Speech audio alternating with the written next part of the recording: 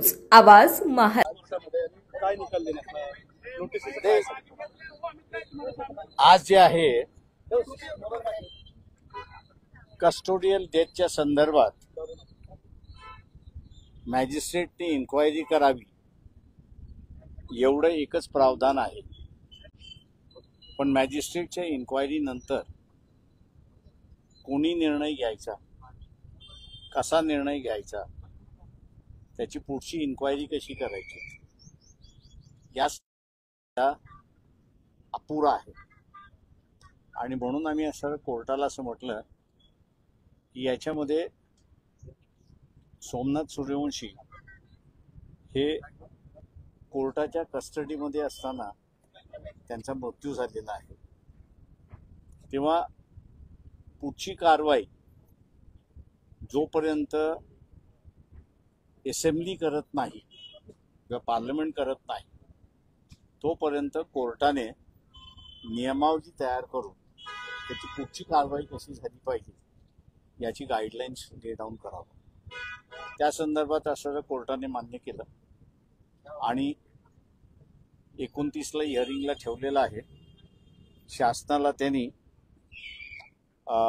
Notice काढलेली आहे का तिथे आम्ही असं SITची सुद्धा मागणी करतो की SIT नेमण्यात यावी. पण ही SIT सरकार नेमणार नाही तर कोर्ट नेमेल आणि ती कोर्टाच्या अंडर राहील असं आम्ही प्रेयर त्या ठिकाणी केलेला आहे. आता कोर्ट ग्रांट करतं का ते बघणं महत्वाचं. कन्सिडर केले असं कोर्टानं म्हटलंय ना की याची कन्सिडर ते आमचे कन्सिडर म्हणजे ती नोटीस काढली म्हणजे त्यांनी कन्सिडर केलं हे होतच. बदलापूर प्रकरणाशी तुम्ही संबंध जुळवण्यात सांगितलेलं आहे. नेमकं दोन्ही सिमिलर कसे आहेत ते बदलापूर मधली सुद्धा कस्टोडियल डेथ आहे.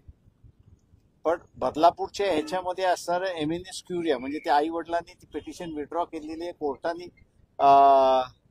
माणूस उभा केलेला आहे आणि त्यांच्या मार्फत कोर्ट चालवतोय. त्याच्यामुळे तिथे काही कमतरता आहे. ती कमतरता मला वाटतं या पिटिशन मार्फत आम्ही असणारा दुरुस्त करू एवढं त्याच्यामध्ये आहे. सुपरविजन करावं अशी तुम्ही भूमिका घेतलेली आहे. हो, माझं म्हणणं असं आहे की त्याच्यामध्ये आरोपी जो आहे ते राज्य शासनच आरोपी आहे आणि राज्य शासन आरोपी असल्यामुळे इन्क्वायरी कशी होते याचं त्यांना आम्ही असा नमुना दाखवला आणि त्याच्या आधारे आम्ही असं म्हटलं की गाईडलाईन ज्या येतील त्या गाईडलाईन्समध्ये मॉनिटर हे कोर्टाने केलेलं अधिक चांगलं राहील. तर कोर्ट म्हटलं की आपण पुढच्या वेळेस ते कन्सिडर करू. तुम्ही प्रतिवादी कुणाकुणाला केलं यामध्ये सर? यामध्ये प्रतिवादी मी फक्त असणारा स्टेटला केलेला आहे आणि कोर्टाकडे आम्ही न्याय मागण्यासाठी आले.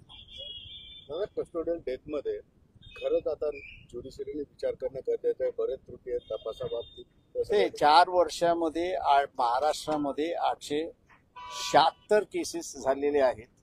पण त्याच्यापैकी कन्व्हिक्शन फारच कमी झालेलं आहे.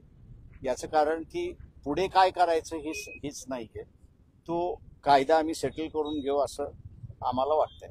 तुम्ही प्रतिवादीच या ठिकाणी आरोपी आहे असं हो, कोर्टासमोर पुढच्या वेळेसही मांडणार आहे.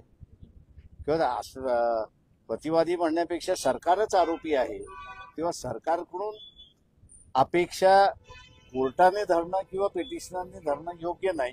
तेव्हा याला असणारं एक मस्टरी असणं गरजेचं आहे की जे आम्ही पुढच्या वेळेस कोर्टासमोर ती मांडू. तुम्ही मुख्यमंत्र्यांना किंवा राज्य सरकारला पत्र लिहिलं त्या संदर्भात कस्टोडियल डेथ संदर्भात? माझी असं देवेंद्र फडणवीस यांची भेट झाली होती या संदर्भातला आणि तेव्हा मी त्यांना म्हणालो होतो की तुम्हाला कायदा जो आहे तो कायदा पूर्ण करावा लागेल आणि तो कायदा जोपर्यंत तुम्ही पूर्ण करत नाही तोपर्यंत या कस्टोडियल डेथची इन्क्वायरी होणार नाही अशी परिस्थिती आहे. तुम्ही एक मुद्दा मांडला त्या ठिकाणी कस्टोडियल डेथचा रिपोर्ट हा चीफ जस्टिसला दिला गेला पाहिजे होता. हो, याचं कारण चीफ सेक्रेटरीला दिला गेला. ही मोठी चूक आहे सरकारची नाही. मला तर मॅजिस्ट्रेट गाईडलाईन नसल्यामुळे चूक कोणाची हे सांगताच येत नाही. त्याच्यामुळे असणारं मॅजिस्ट्रेटने असणारं जे आहे तो रिपोर्ट जो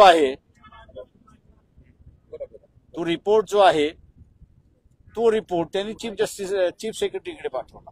तो चीफ जस्टिसकडे जायला पाहिजे. तो हायकोर्टाच्या चीफ जस्टिसकडे गेला पाहिजे किंवा सुप्रीम कोर्टाच्या चीफ जस्टिसकडे गेला पाहिजे म्हणजे त्याला डायरेक्शन होती मग हे डायरेक्शन तुमच्या केस नुसार रेज हे आता आमच्या रेस फायनल होईल